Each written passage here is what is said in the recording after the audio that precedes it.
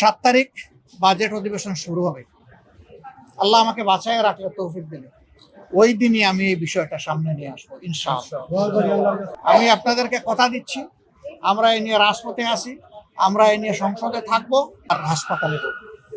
আমরা তো চেয়েছিলাম বাসায় যেতে, কিন্তু যখন খবর পেলাম যে তিনি হাসপাতালেই ভর্তি, তখন চিন্তা করলাম যে অন্তত তাকে দেখে যাই, সান্ত্বনাটুকু দিয়ে যাই, জানিয়ে যাই যে সারা দেশবাসী, সারা জাতি, বাংলাদেশে এবং বাংলাদেশের বাইরে সবাই আপনাদের জন্য দোয়া করছে।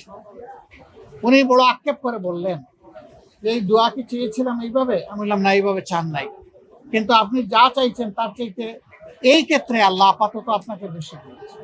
জীবন অবাক না করলে কে করবে? 28% মিল্ক ফ্যাটের অবাক করার সাথে ফ্রেশ মিল্ক পাউডার। জীবন অবাক করুক প্রতিদিন। এরকম বহু মানুষ দুনিয়া থেকে বিদায় নেয়, কেউ অন্যের মেয়ের জন্য চোখের পানি ফেলে না।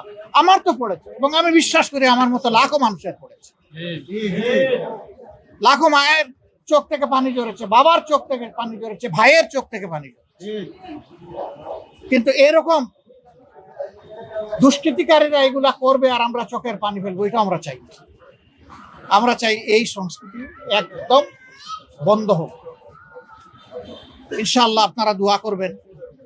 আমরা সংসদে আছি, আমার উপর একটা দায়িত্ব আছে, সরকারের ভালো কাজে সহযোগিতা করা, দেশে এবং সমাজে এবং সরকারে অন্যায় কিছু হলে তার প্রতিবাদ করা। 7 তারিখ বাজেট অধিবেশন শুরু হবে। আল্লাহ আমাকে বাঁচায় রাখলে, তৌফিক দিলে, ওই দিনই আমি এই বিষয়টা সামনে নিয়ে আসবো ইনশাআল্লাহ। এবং শুধু রামিসার জন্য না, এই দেশের প্রত্যেকটি মেয়ের হয়ে আমি দাঁড়াবো ইনশাআল্লাহ। প্রত্যেকটি মেয়ের বাবা হয়ে, তাদের দাদা হয়ে, নানা হয়ে আমি দাঁড়াবো। আমরা জানি না কতটুকু করতে পারবো, কিন্তু আমাদের এই লড়াই চলবে, এবং আমি বিশ্বাস করি এই লড়াইয়ের শেষ পর্যন্ত মানবতার বিজয় হবে ইনশাআল্লাহ, অসত্যের পরাজয় হবে ইনশাআল্লাহ। আমরা দোয়া করি রামিসাকে আল্লাহ তাআলা জান্নাতের পাখি হিসেবে করবেন। তার মা বাবা দুজনই অসুস্থ, মা শয্যাশায়ী, বাবাও আজকে হাসপাতালে ভর্তি হয়ে গেলেন। এই দুইজনকে আল্লাহ তাআলা সুস্থতার নিয়ামত এনায়েত করুন।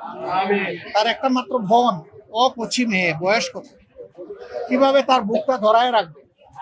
হাত ধরাধরি করে এরা দুইজন কত খুনসুটি করেছে।